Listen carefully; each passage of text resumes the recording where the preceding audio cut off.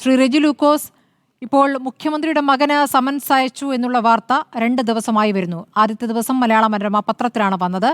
അത് life mission കേസുമായി ബന്ധപ്പെട്ടുള്ള സമൻസ് എന്നാണ് അറിഞ്ഞിരുന്നത്. പക്ഷെ ഇന്നേക്കത് അങ്ങനെയല്ല, മറ്റൊരു കേസാണ്, ലാവ്ലിൻ കേസാണ് എന്ന രീതിയിൽ വാർത്ത പുറത്തു വരികയാണ്. ഈ 2 വാർത്തയും കള്ളങ്ങളാണ്. ഒരു തരത്തിലുള്ള സമൻസും മുഖ്യമന്ത്രിയുടെ മകന് കിട്ടിയിട്ടില്ല എന്നതാണോ ഇപ്പോൾ മുഖ്യമന്ത്രിയുടെ വാർത്താ സമ്മേളനത്തിലും വായിച്ചെടുക്കേണ്ടത്? സ്മൃതി നിശ്ചയമായിട്ടും. കാരണം അദ്ദേഹം വളരെ വ്യക്തമായിട്ട് തന്നെ പറഞ്ഞു, ആർക്ക് കിട്ടി, എനിക്ക് കിട്ടിയിട്ടില്ല, എന്നെ മകനോ കിട്ടിയിട്ടില്ല. പിന്നെ എവിടെ നിന്നാണ് ഈ സമൻസിൻ്റെ വിഷയം ഒരു മാധ്യമം പുറത്തു കൊണ്ടുവന്നത്? ഇതേ മാധ്യമം തന്നെയാണ് ഒരു 2 വർഷങ്ങൾക്ക് മുമ്പ് മറ്റൊരു കഥ പുറത്തു കൊണ്ടുവന്നത് ഡൽഹി ബ്യൂറോയിൽ നിന്നും. ആരാണെന്നും എന്താണെന്നും നമുക്ക് വളരെ വ്യക്തമായിട്ടറിയാം. അതിൻ്റെ അവസ്ഥ വളരെ ദയനീയമാണ്. അതിൻ്റെ അസ്ഥിവചനങ്ങളും പോലും ഇപ്പോൾ തേഞ്ഞു പോയെന്ന് എനിക്ക് തോന്നുന്നത്. രണ്ടാമത്തെ കാര്യം എന്ന് പറയുന്നത് മുഖ്യമന്ത്രി പറയുന്നു. കാരണം മുഖ്യമന്ത്രിക്ക് പറയുന്നതിനെ നിഷേധിക്കാനായിട്ട് ഇ ഡിക്ക് സാധിക്കുമോ? ഇ ഡി അല്ലെങ്കിൽ പത്രസമ്മേളനം നടത്തി പറയണ്ടേ ഞങ്ങൾ അയച്ചിരുന്നു? പറയട്ടെ. കേരളത്തിലെ മുഖ്യമന്ത്രി ആർജവത്തോടുകൂടി പറഞ്ഞില്ല ഇങ്ങനെ ഒരു സമൻസ് കിട്ടിയിട്ടില്ല. ഞാൻ ഈ കാര്യത്തിൽ റിപ്പോർട്ടർ ചാനലിൽ നിന്ന് അഭിനന്ദിക്കുന്നുണ്ട്. കാരണം ഏറ്റവും പക്വമായിട്ട് ഈ ആരോപണം, കൊടുമ്പിരി കൊള്ളുന്ന ഈ ആരോപണം ഏറ്റവും പക്വമായിട്ട് ഹാൻഡിൽ ചെയ്തൊരു മാധ്യമമാണ് റിപ്പോർട്ടർ ചാനൽ.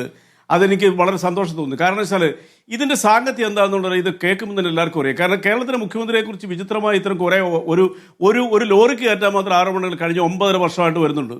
അദ്ദേഹത്തിൻ്റെ ഒരു പത്രസമ്മേളനം നടത്തിയതോടുകൂടി രണ്ടാമതൊരു ചോദ്യത്തിന് പോലും ബാല്യമില്ലാത്ത രീതിയിൽ അതെല്ലാം അണഞ്ഞു പോവുകയാണ്.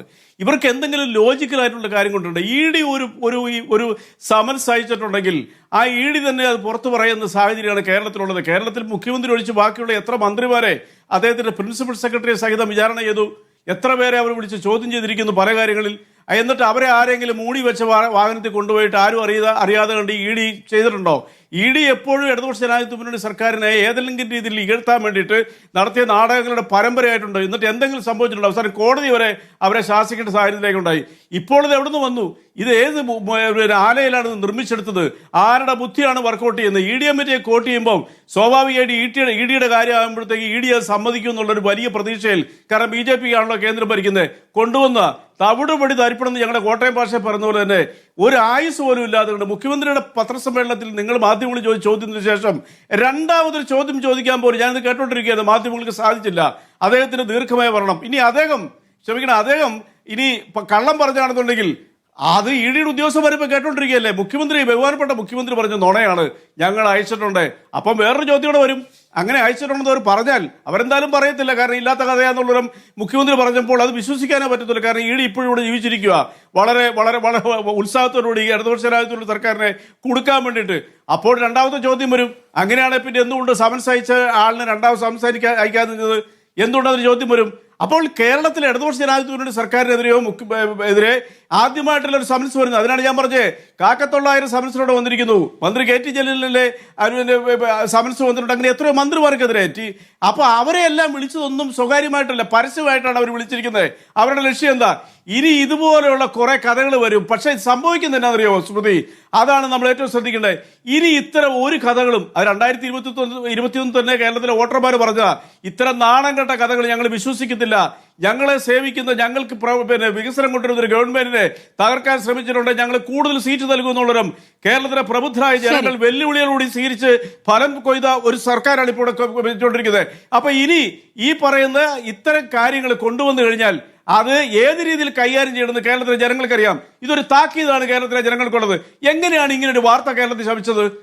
ഇന്നൊരു മാധ്യമം പുറത്തോട്ട് വാർത്ത കേട്ടപ്പോൾ ഞെട്ടിയല്ല, എനിക്ക് സഹതാപം തോന്നി. അവർ പറയുന്നു കഴിഞ്ഞ ദിവസം ഇത് ലൈഫ് മിഷനുമായിട്ട് ബന്ധപ്പെട്ടാണെന്ന് പറയുന്നു. അതെവിടെ നിന്ന് കിട്ടിയ അവർക്ക് ആ വാർത്ത? അതും ആധികാരികമായിട്ടാണ് ടെലികാസ്റ്റ് ചെയ്യുന്നത്. രണ്ടാമത് ഇന്ന് പറയുന്നു അത് ലാവ്ലിൻ കേസുമായിട്ട് ബന്ധപ്പെട്ട് പിണറായി വിജയന്റെ മകന് കൊടുത്ത പൈസയോ ആരാണ്ടൊക്കെ കാശ് കൊടുത്തെന്നും പറഞ്ഞുകൊണ്ട് ഡയറക്ടർ ബോർഡിൽ പോലും ഇല്ലാത്ത ഒരാളുടെ കഥ പറയുവാണ്. ഒന്ന് ആലോചിച്ച് നോക്കിയേ. പറയുമ്പോൾ ലോജിക്കായിട്ട് ഇതെല്ലാം ആധികാരികമായിട്ടാണ് ഈ പറയുന്നത് ടെലികാസ്റ്റ് നടത്തിക്കൊണ്ടിരിക്കുന്നത്. അതാ ഞാൻ പറഞ്ഞത്, കേരളത്തിലെ മാധ്യമങ്ങളുടെ വിശ്വസ്തതയാണ് ഇതിലൂടെ നഷ്ടപ്പെട്ടു പോകുന്നത്. കാരണം കേരളത്തിലെ ചില മാധ്യമങ്ങൾ ഈ രീതിയിൽ ഇടതുപക്ഷ ശത്രുതയും വിരോധവും മൂത്ത് മുന്നോട്ട് പോയി കഴിഞ്ഞാൽ അവർക്ക് തന്നെയാണ് ജനങ്ങളെ അതുകൊണ്ടാണ് ഞാൻ റിപ്പോർട്ടർ ചാനലിൽ ചർച്ച തുടക്കത്തിൽ അഭിനന്ദിക്കാൻ കാരണം. ഒരു വാർത്തയായി 1-ാം പേജിൽ കൊടുക്കുകയാണെങ്കിൽ ആ രൂപത്തിൽ നിയമപരമായി നേരിടേണ്ടേ? അങ്ങനെ ഒരു ആലോചനയുണ്ടോ? അങ്ങനെ ഒരു ആലോചന മുഖ്യമന്ത്രി പറഞ്ഞില്ലല്ലോ. അങ്ങനെയാണെന്നുണ്ടെങ്കിൽ കേരളത്തിലെ എന്തെല്ലാം നിയമ നടപടികൾ ഈ സർക്കാർ കേൾക്കണം. അദ്ദേഹം പറഞ്ഞു കേട്ടില്ലേ, ഞാൻ രാഷ്ട്രീയ പ്രവർത്തനം തുടങ്ങിയ കാലം മുതലേ എൻ്റെ ഒരു തുറന്ന ചിത്രമാണ്, ശരി. ഒരു ഓപ്പൺ ബുക്കാണ്. എനിക്കെതിരെ എന്തെല്ലാം കാര്യങ്ങൾ വന്നിരിക്കുന്നു, ഞാൻ എന്തെല്ലാം കേട്ടിരിക്കുന്നു. അങ്ങനെ പിണറായി വിജയൻ കേസ് കൊടുക്കാനാണെന്നുണ്ടെങ്കിൽ അദ്ദേഹത്തിന് ഇന്ത്യയിലെ കോടതി മുഴുവൻ പോയി കേസ് കൊടുക്കേണ്ടി വരും. അതൊന്നും ഞങ്ങളെ സംബന്ധിച്ചോളൂ, ഇടതുപക്ഷത്തെ സംബന്ധിച്ചോളൂ, ബഹുമാനപ്പെട്ട മുഖ്യമന്ത്രിയെ സംബന്ധിച്ചോളോ കേസ് കൊടുക്കുക എന്നും പറഞ്ഞൊന്നും ഇത്തരം കാര്യങ്ങൾക്കെല്ലാം കൊണ്ട് കേസ് കൊടുക്കുക. ബാലിശമായിട്ടുള്ള ആരോപണങ്ങൾ, 24 മണിക്കൂർ പോലും ആയുസില്ലാത്ത ഇത്ര പച്ച നുണകൾ പുറത്തു വരുമ്പോഴത്തേക്ക് എങ്ങനെയാണ് അതിനെല്ലാം കൊണ്ട് കേസ് കൊടുക്കുന്നത്?